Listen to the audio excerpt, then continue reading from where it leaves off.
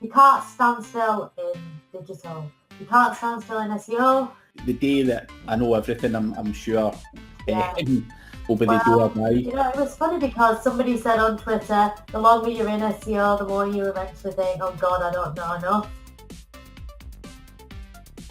And you've obviously got this part here where it says your crawl budget is being wasted on certain things such as temporary redirects, duplicate content. And obviously what you want to do with your website's crawl budget is make sure that your crawl budget is used on pages that are there to rank. You basically don't want to optimize for specific queries or keywords anymore as a primary focus.